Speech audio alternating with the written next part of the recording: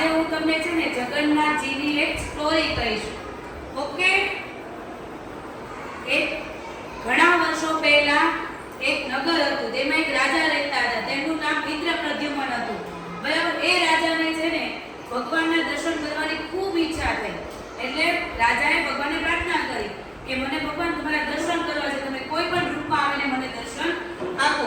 એટલે પછી ભગવાને બીજે દિવસે એને સ્વપ્નમાં આવ્યા. સ્વપ્નમાં આવીને એમને કહ્યું કે કાલે સવારે તું દરિયાકાંઠે જજે, ત્યાં એક લાકડું તને મળશે. એ લાકડામાં મારું સ્વરૂપ હશે અને એની તારે મૂર્તિ બનાવવાની છે. એટલે બીજે દિવસે સવારે રાજા ઉઠીને દરિયાકાંઠે જાય છે. તો ત્યાં સરસ મજાનું એક લાકડું હોય છે અને એ લાકડું લઈને એના નગરમાં આવે છે. નગરમાં આવે ત્યારે એક વૃદ્ધ કારીગરને બોલાવે છે. એ વૃદ્ધ કારીગર વિશ્વકર્મા ભગવાન હોય છે. એ વિશ્વકર્મા ભગવાનને કહે છે કે તમારે આની ખૂબ સુંદર એવી મૂર્તિ બનાવવાની છે. તો વિશ્વકર્મા ભગવાન હોય ને એ કારીગરના સ્વરૂપમાં આવે તો એમ કહે છે કે હું એક શરત મૂકું છું, મૂર્તિ તો બનાવું, પરંતુ છે ને હું જ્યાં સુધી દરવાજો ખોલું નહીં ત્યાં સુધી તમારે કોઈ અંદર આવવાનું નથી. જ્યારે મૂર્તિ બનશે ત્યારે હું સામેથી દરવાજો ખોલીશ. બરાબર? તો રાજાને એમ થયું કે વાંધો નહીં, ચલો ને એ શરત મને મંજૂર છે એમ. પછી મૂર્તિ બનાવવાનું ચાલુ કર્યું. બહુ બધા દિવસો વીતી ગયા, પરંતુ દરવાજો ખુલ્યો નહીં અને દરવાજામાંથી અવાજ આવતો પણ બંધ થઈ ગયો. એટલે પછી રાજાને ચિંતા થવા લાગી કે હવે શું કરવું? અવાજ આવતો બંધ થઈ ગયો, અંદર જે કારીગર છે એને કઈ થઈ તો નહીં ગયું હોય ને.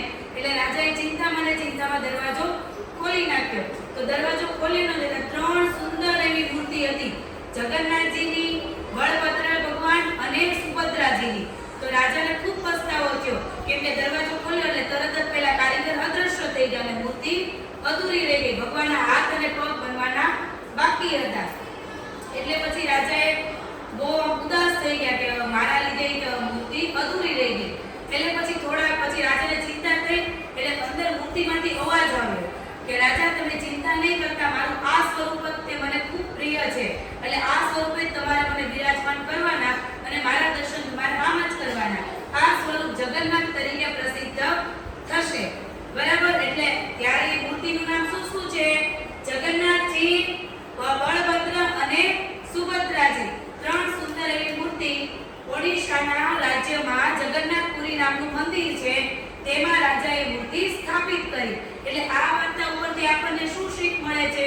કોઈ દિવસ ઉતાવળમાં કોઈ નિર્ણય કરવાનો નહીં અને ભગવાન ઉપર વિશ્વાસ રાખવાનો. Everyone for clap.